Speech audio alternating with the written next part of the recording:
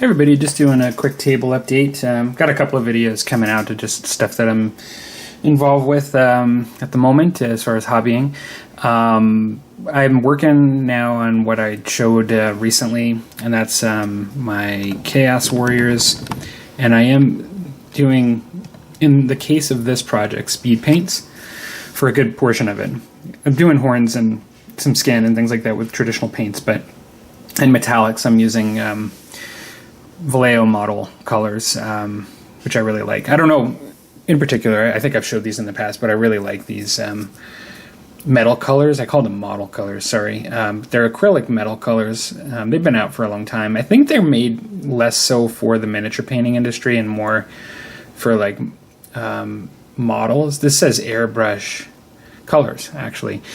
That would explain why they're so thin. I've been using these for years, and I never noticed it said that. These are incredibly thin, and so they probably can be used to the airbrush really well, but I find with a brush, they're really nice. They're very vibrant, and yeah. And so I'm liking the way these colors, like this unit composition is looking as far as the colors. Like I wanted them to be Nurgle looking. I chose to go with what I called recently a peppercorn look, like that has basically you know, yellow and like a yellowish and a I think it's just actually called malignant green, I think is the name of the color for the speed paints. But I have a mix on this one of yellow and green, and then this one's I'm gonna call it yellow, but it's malignant green. Having that mixture there, it kind of looks kind of cool to me, and I wanted to, as I've said in the past, paint them so they were not the typical, like I've done Nurgle in the past where I've just put lots of grime and stuff, and that looks cool, like I like that, but for these older, the army where I'm doing some of the older miniatures, I want them to look more brightly colored, and so I wanted it still to be Nurgle, but to look a little cleaner and brighter, and so I found these speed paints to be really nice for that. One thing I'll just mention is you really do need to, if you're not that familiar with them, you can't really look at like the outside of the bottle and know what it's going to look like, and you can't even really look at this and know what it's going to look like. I painted this emblem here, and I'm going to go in with some metallics and do some more stuff, but this sort of orangey reddy color, which really almost looks like a nice rust, but it's a beautiful color, and it's called Sand Golem. And if you look, this looks nothing like this, and this you can't tell at all. You have to use it to know what it looks like.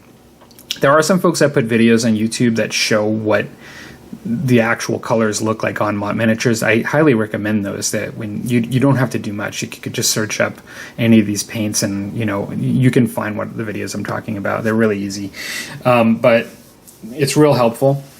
But yeah, I'm looking forward to finishing this unit, and I'm going to then put this away. The Warriors of Chaos Army is not going to be one that I'm going to really focus on for the next bit. It will be something I'll dabble in the future. And maybe even use them as allies and things like that, back and forth with the Beastmen and stuff. You can even use Orcs and Goblins as uneasy allies, I believe, with some of the other Chaos groups. And so yeah, I'll finish these up and show like what they look like at one point.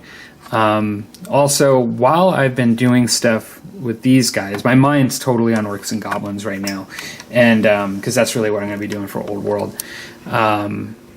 I have basically prepared and primed, I guess this would be about 20 out of the 39, something like that.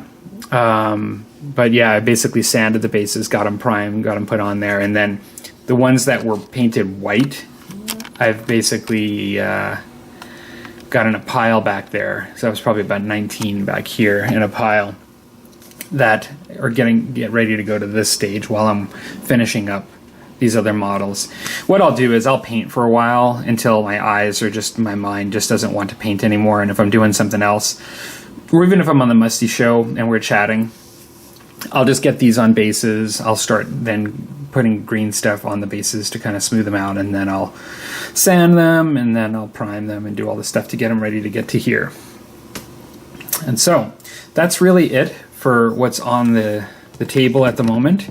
I do have another update that I'll put up, and or some other stuff to chat about in addition to what's on the table here. And so, yeah, hope you guys are having a good weekend, and talk to you later.